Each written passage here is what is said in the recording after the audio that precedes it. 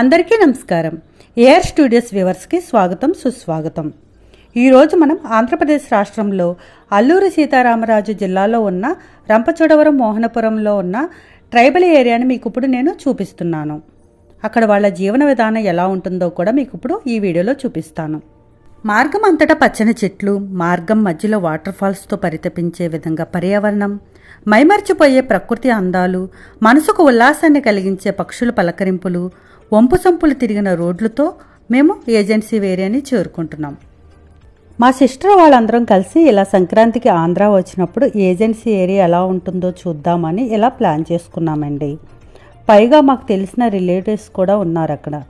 So వాళ్ళు మాకు చాలా హెల్ప్ కూడా చేశారు. ఫుడ్, అకామిడేషన్ కూడా ఇచ్చారు. దగ్గరలో ఉన్న ప్లేసెస్ అన్నీ దగ్గర ఉండి చూపించారు.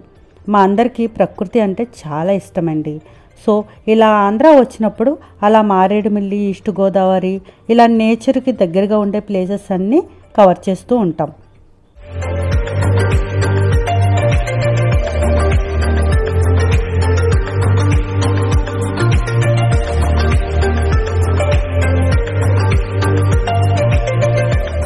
ఈ కోడిపుంజలను ఒకసారి చూడండి.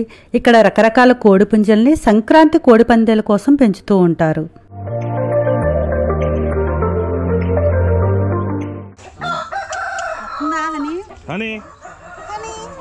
ముందుగా మీ అందరికీ అసలు ట్రైబల్స్ అలాగే ఏజెన్సీ ఏరియా అంటే ఏమిటో ఒకసారి చిన్నగా చెప్తాను. ట్రైబల్స్ అంటే ఆదిమవాసులండి. వీరిని ఆదిమ జాతులని అలాగే ఆదిమ సమూహాలని ఇలా ఇంకా ఎన్నో పేర్లతో పిలుస్తూ ఉంటారు. నాగరిక సమాజానికి దూరంగా నివసిస్తూ అలాగే ప్రత్యేక సంస్కృతి సాంప్రదాయాలను కలిగి ఉన్న వారిని గిరిజనులు లేదా ఆదివాసులు అని అంటారు. ట్రైబ్ అనే పదం ట్రైజన్ అనే రోమన్ పదం నుంచి వచ్చింది. గిరి అంటే కొండ, కాబట్టి కొండ ప్రాంతాల్లో నివసించే వారిని గిరిజనులుగా పిలుస్తూ ఉంటారు. అనాది కాలం నుంచి అడవులు, కొండ ప్రాంతాల్లోనే నివాసం. వేట లేదా వ్యవసాయం ప్రధాన జీవన విధానం. నాగరిక సమాజానికి పూర్తిగా దూరం. సొంత సాంప్రదాయాల, మత విశ్వాసాలు, బలమైన బంధుత్వాలతో సాగుతున్న సనాతన సహజీవనం. ప్రకృతి అంటే అపారమైన ప్రేమ ఈ ఆదివాసులకి. జంతువులపై అంతులేని ఆరాధన. అదే అమాయకులైన అడవి బిడ్డల చారిత్రక బతుకు చిత్రం. వీర సంస్కృతి, సామాజికం, సహసిద్ధం, స్థానిక పరిణామ క్రమాల ఫలితం. అందుకే ఈ ఆదివాసుని అసలైన భారతీయులు అంటారు. ఇక్కడ ట్రైబల్స్ కోసం ప్రతివారం ఇలా సంత జరుగుతుంది. వాళ్ళకి రోజు కావాల్సిన కూరగాయలు, పళ్ళు అన్నీ ఈ సంతలోనే కొనుక్కుంటారు. ఇక్కడ సంత మిస్ అయితే వాళ్ళకి ఇంకా ఎక్కడైనా దొరకడం కష్టమే. ఎందుకంటే దగ్గరలో దుకాణాలు ఉండవు కాబట్టి చాలా దూరం వెళ్ళవలసి వస్తుంది. ఒకవేళ అవసరమైతే లాస్ట్కి వాళ్ళకి బట్టలు, లేడీస్కి కావాల్సిన అన్నీ కూడా ఈ సంతలోనే కొనుక్కోవాలి.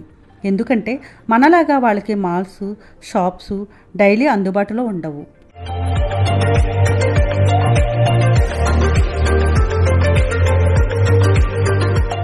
చిన్న చిన్న చేపలు చాలా చాలా రకాలు ఇక్కడ దొరుకుతాయండి. అందరం కలిసి ఇలా కట్టెల పొయ్యి మీద వంటలు చేసుకున్నామండి. కట్టెల పొయ్యి మీద వండిన వంటలు ఎంతో రుచికరంగా చాలా చాలా బాగున్నాయి. మీరు కూడా ఒకసారి ట్రై చేయండి. రుచి అనేది మీకు తెలుస్తుంది. ఆరోగ్యానికి కూడా చాలా చాలా మంచిదండి. మన పూర్వీకులు కూడా ఇలాగే కట్టెల పొయ్యి మీద వండుకుని తినేవారు. ఇంకా ఇక్కడ పూర్వకాలంలో మన పెద్దవాళ్ళు వాడిన వస్తువులు ఇంకా ఇక్కడ ప్రజలు వాడుతున్నారండి. రుబ్బురోళ్ళు, రోకళ్ళు, శనికాళ్ళు, కట్టెల పొయ్యి మీద వంటలు లాంటివి ఇంకా ఇక్కడ ఉపయోగిస్తున్నారు ప్రజలు.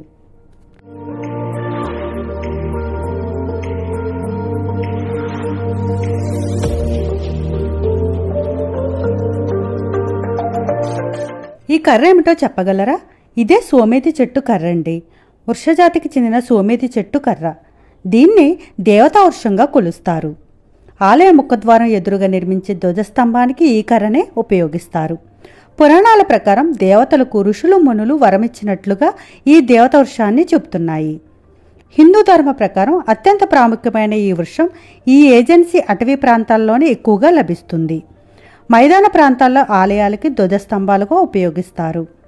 ఈ సోమేతి కర్రకి ప్రాణప్రతిష్ఠ చేసి దానిపైన ఇత్తడి గాని వెండి కవచాన్ని గాని బంగారు కవచాన్ని గాని తొడుగుతారు. ఇంతటి మహత్కార్యానికి గ్రామ పెద్దలు, దాతలు విరాళాలు సహాయాల్ని అందిస్తారు. ఇక్కడ ఈ సోమేతి కర్ర దొరకనప్పుడు టేకు వృషపు కర్రని ఉపయోగిస్తారు కొంతమంది. కానీ ఇది సరైనది కాదని హిందూ ధర్మం చెబుతుంది. చుట్టూ ఎత్తైన కొండల మధ్య ఉన్న ఈ పంట పొలాల ప్రదేశం ఎంత రమణీయంగా ఉందో చూడండి. జీడి మామిడి ఇక్కడ ప్రధాన పంట. పత్తి వరి పంటలను కూడా ఇక్కడ పండిస్తారు. పచ్చి జీడి గింజలు కూడా ఇక్కడ లభిస్తాయండి. కొర్రలు, రాగలు, సజ్జలు లాంటి మిల్లెట్స్ను కూడా ఇక్కడ పండిస్తారు.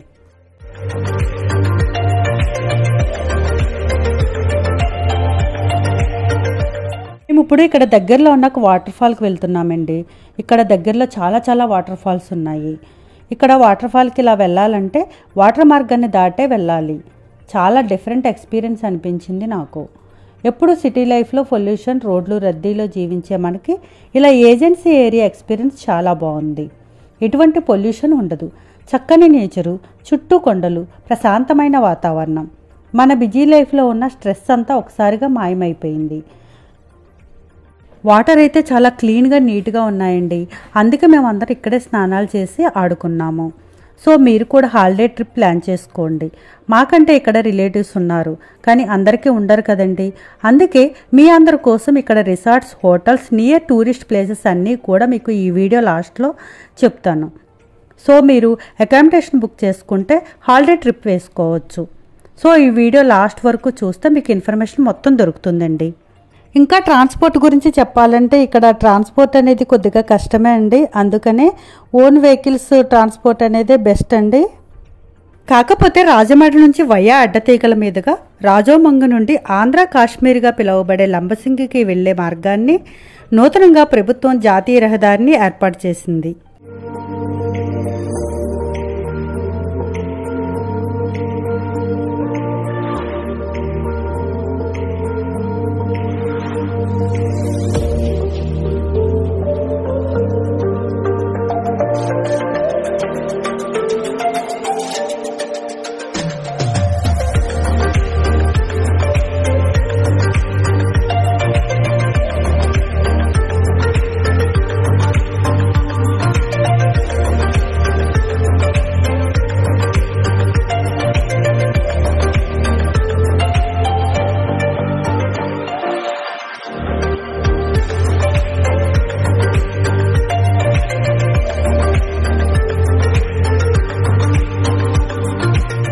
ఇంకా ఇక్కడ దగ్గరలో ఉన్న టూరిస్ట్ ప్లేసెస్ ఒకసారి మీకు చెప్పేస్తానండి.